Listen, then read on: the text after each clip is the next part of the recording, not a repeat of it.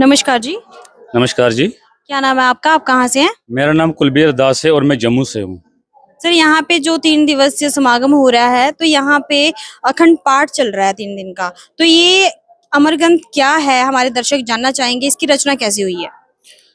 जब गरीबदास जी महाराज 10 वर्ष के बालक थे तो वो अपनी गऊं को चराने के लिए अपने पड़ोस के खेतों में गए हुए थे। तो उनके साथ अपने गांव वाले भी और भी थे। तो सही शरीर कबीर साहिब पूर्ण परमात्मा सतलोक धाम से सही शरीर जिंदा महात्मा के रूप में प्रकट हुए। तो उन्होंने गरीबदास जी महाराज को तत्व ज्ञान समझाया। गरीबदास जी महाराज को पूरा ज्ञान समझाने के बाद उनकी आत्मा को वो सतलोक ले गए। सतलोक लेने के टाइम उन्होंने जितने भी हमारे देवी देवता के ब्रह्मा विष्णु महेश देवी दुर्गा के जो भी लोग हैं उनको दिखाते हुए उनको सतलोक ले गए थे, जहाँ पर उनको कबीर साहिब ने तत्व ज्ञान समझाया।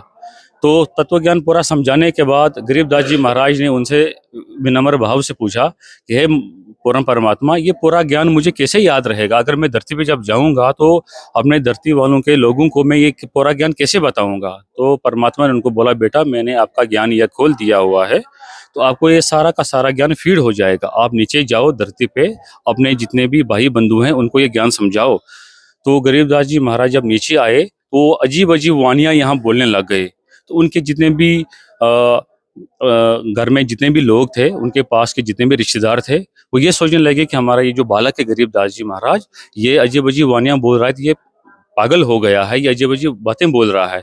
तो उनके बगल में कबलाना गांव था। तो वो वहां पे कबलाना गांव में गोपाल दास जी महाराज नाम के संत थे, उनके पास गए, जो काफी उस टाइम सिद्ध पुरुष थे। सर जैसे कि आपने यहाँ पे बताया कि वो अजीब अजीब बातें कर रहे थे, वो क्या बोल रहे थे? वो अजीब अजीब जो वाणियां बोल रहे थे, उस वाणी में उन्होंने बोला था, बहुत सारी वाणियां बोली, मैं आपको एक दो वाणियां सुनाता हूँ। हम सुल्तानी नानक तारे दादू को उपदेश दिया, जात जुलाहा वेद न पाया, काशी में है कबीर हुआ।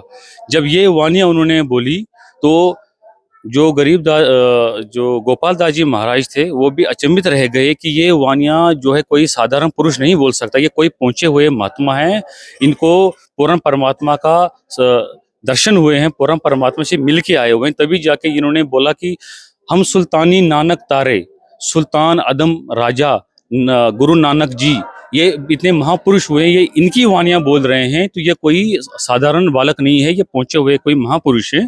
तो बार बार विनम्र भाव से पूछने के बाद गोपाल दास जी महाराज ने उनको बोला कि अगर गरीबदास जी महाराज, अगर ये वाणियां आप हमें लिखवा दो तो ये जन कल्याण के काम आएंगी, आगे इस कलयुग में आगे जो भी आत्माएं हैं ये उनके काम आएंगी, ये एक ग्रंथ बन जाएगा। तो गरीबदास जी महाराज ने बोला, देखो गोपाल दास जी महाराज,